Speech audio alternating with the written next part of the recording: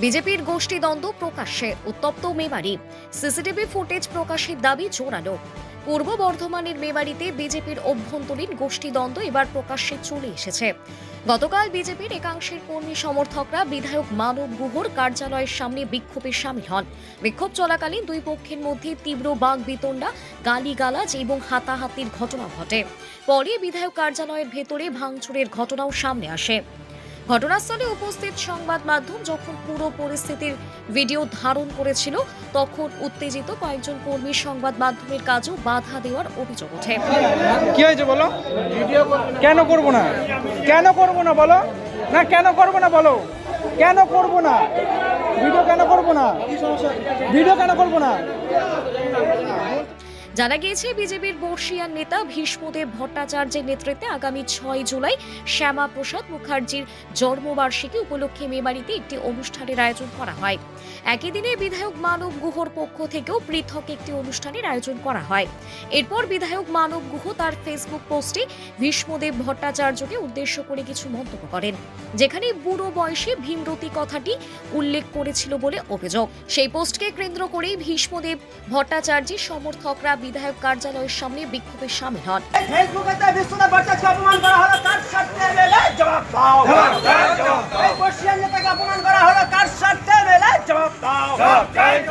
বন্দে মাতরম, বন্দে মাতরম, বন্দে মাতরম, বন্দে মাতরম। বিশ্বনাথ ভট্টাচার্য জিন্দাবাদ, বিশ্বনাথ ভট্টাচার্য জিন্দাবাদ। এই প্রবীণ নেতা বিশ্বনাথ ভট্টাচার্যকে অপমান করা হলো, কার স্বার্থে মেলে জবাব দাও।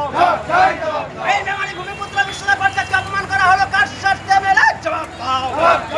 আগামী 6 তারিখে বাউতপাড়া বিশ্বনাথের নেতৃত্বে পথসভা হচ্ছে হবে।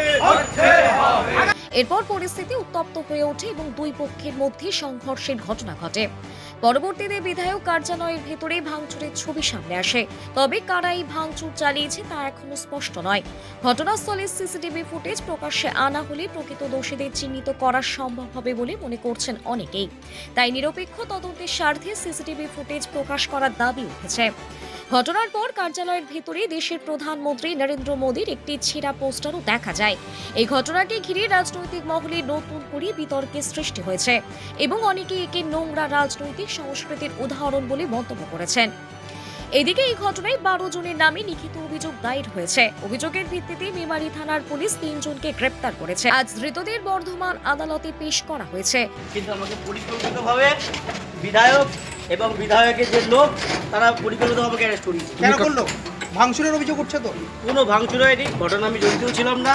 ঘটনার 2 দিন আগে আমার সঙ্গে বচসা হয়েছিল, সেই কারণে আমাকে জেলে বলে। কি নিয়ে বচসা? কি নিয়ে বচসা? একটা কারণে বসতে হয়েছিল। মার ধরার অভিযোগ আছে আপনার বিরুদ্ধে? হ্যাঁ, মার ধরার অভিযোগ আছে। আপনি কি কাল ছিলেন ওখানে? না, আমি কালকে ছিলাম না। আমাকে সিসি ফুটেজে দেখা যে আমি কালকে ছিলাম, তাহলে বলবো হ্যাঁ। তুমি কার নেতৃত্বে বিজেপি করো? আমি কারোর নেতৃত্বে করি না, আমি কালকে আসিওনি, ওখানে আমি যাই। আপনি কোন দলের? আমি বিজেপি দল। বিজেপি দলের?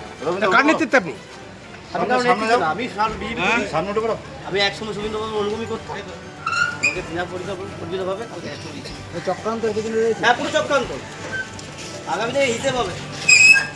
যদিও এই পুরো ঘটনাকে কেন্দ্র করে বিধায়ক মানব গুহর পক্ষ থেকে এখনো পর্যন্ত কোনো আনুষ্ঠানিক প্রতিক্রিয়া পাওয়া যায়নি। এখন সকলের নজর তদন্তের দিকে।